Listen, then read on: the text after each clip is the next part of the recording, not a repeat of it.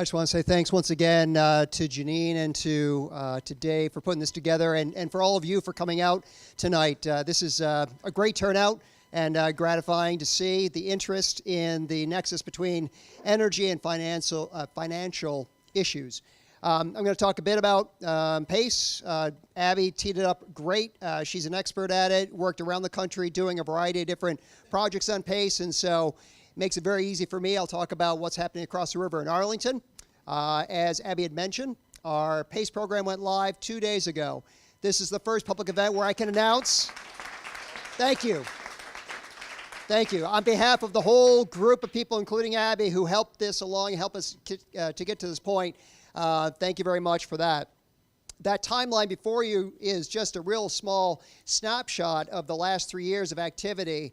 The enabling legislation really made it possible for PACE to happen in Virginia back in 2015. And ever since then, we've been pedaling fast, trying to get things going. And so it's been a process, developing that ordinance, bringing on the program administrator, and then also, once the ordinance was done, then we still had a few more steps to go to get all the legals comfortable with our forms and with the program materials, and that's why it's taken us all this time.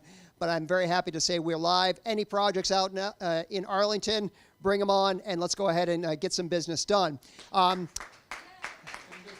The Community Energy Plan in Arlington looks at three primary things. One is keeping the community economically competitive. Number two is looking at energy security or resiliency. And number three, it's being economic or environmentally sensitive and making sure we take care of the environment for future generations. So those three things help to drive our decision-making in Arlington via our Community Energy Plan. Over 70% of the energy used in Arlington is through our buildings. And so we recognize that commercial buildings, existing and new, both have to do their role in helping us reach our goals, which are big, hairy, audacious goals, to be honest with you. And so with that, our program is designed to go ahead and to answer the needs of the business community, in particular the commercial building owners and the developers. We went to them. We said, we know that you're sitting on the sidelines with these assets where you want to add value to them, but with the background energy rates being so low, it makes it difficult to make the finances pencil out and to move forward with some of these renewable energy or energy efficiency projects. So enter PACE. The building owners can come with their own capital provider and integrate into the system, or we can go ahead and offer up a capital provider, and Clean Fund is on board with being our first capital provider that signed on to the program. And so when they come forward, let's call it a renewable energy project. They have the solar put on the building, and then they turn around and get that brought to closing. They get the capital for it, and they put on the solar, and then the repayment happens, as Abby had mentioned. In Arlington, it is a direct payment between the capital provider or that lender and the building owner. In other PACE programs, such as in DC and in Maryland, it goes through the government through a line item on that tax bill.